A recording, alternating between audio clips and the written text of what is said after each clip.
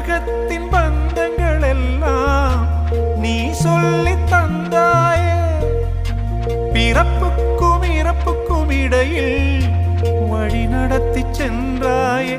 உனக்கே ஓர் தொட்டில் கட்டி நானே தாயாய் மாறிட வேண்டும். ஆராரிராரோ நான் இங்கே பாட, தாயே நீ கண்ணுறங்கு என்னோட மடி சாய்ந்து.